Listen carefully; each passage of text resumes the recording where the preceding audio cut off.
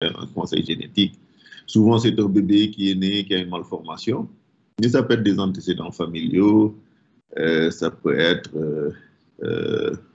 voilà, une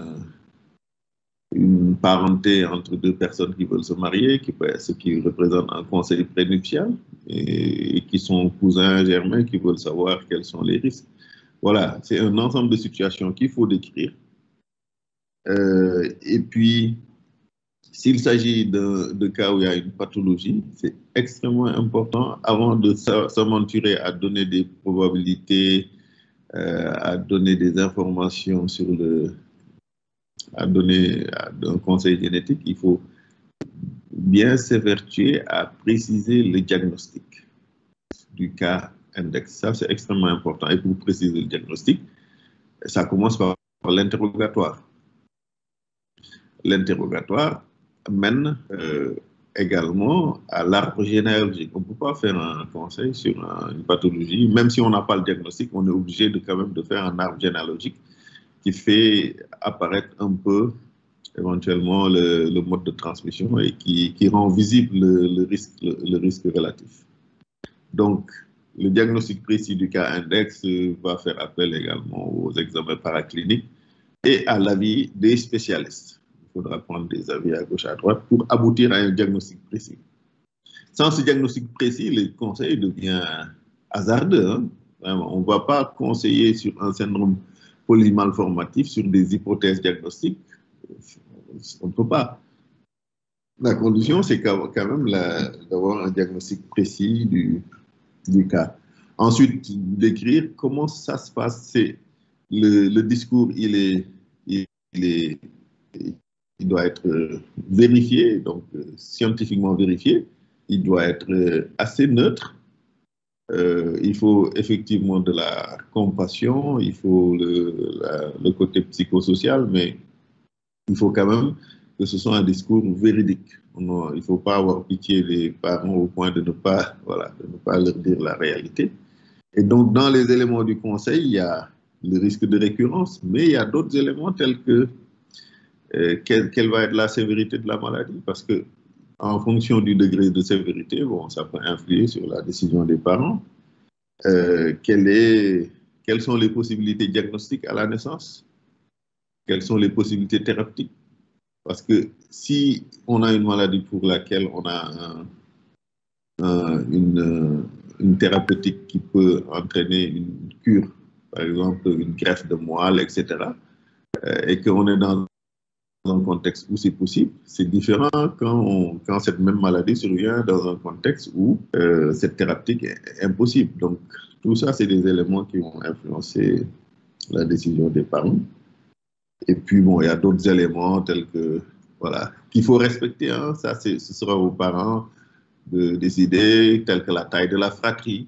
Voilà. Si c'est un couple qui a déjà 5 enfants et pour qui il y a un risque de malformation sur une grossesse ultérieure, naturellement, et ce sera plus facile pour eux de se dire on s'en arrête là et puis c'est fini. Par rapport à un couple qui a un enfant qui a présenté une malformation et qui vient de décéder, celui-là, il sera quand même tenté de réessayer, ça dépend de la religion, etc. Des croyances qu'il faut respecter. Voilà. Et puis, il faut l'adapter au contexte. Par exemple, il ne faut pas dire oui, mais même si c'est ça, on peut faire un diagnostic précoce et faire une interruption de grossesse dans notre contexte ici. Ce n'est pas une éventualité qu'il faut envisager. Et donc, ce n'est pas un dictat, c'est pas une... Il faut éviter de faire des propositions.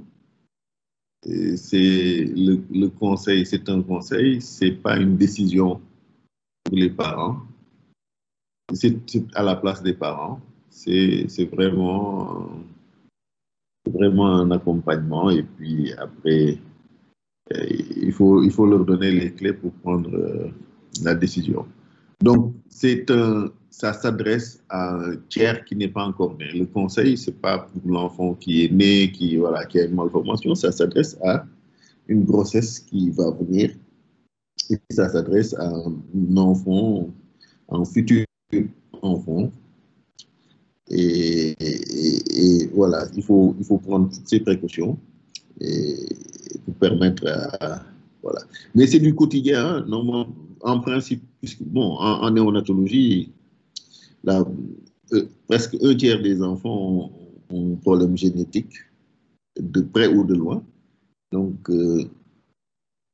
souvent, on est amené à donner ce genre de conseils. C'est vrai que la situation la plus fréquente, c'est la trisomie 21 ou bien la trisomie 18, qui nécessite un conseil génétique, puisque là, les parents vont vous demander est-ce que le prochain enfant, il risque d'être atteint et tout. Et ça, il faut savoir tenir savoir tenir le bon discours.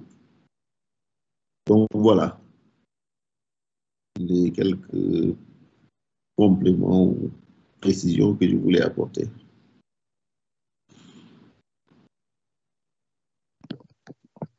Merci. Oui, il y a quelqu'un qui veut prendre la parole? Juste pour partager, de plus en plus maintenant, on m'envoie des femmes même enceintes parce qu'il y a un passé lourd, des avortements, des malformés, des décès, où je suis censée dire quelque chose. Pour vous dire que c'est comme il vient de le dire, il faut d'abord un diagnostic, un cas index.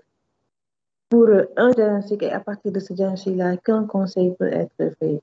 Quand c'est comme ça, je suis plus psychologue. Quand la femme est là devant moi, ça m'arrive parfois les mercredis.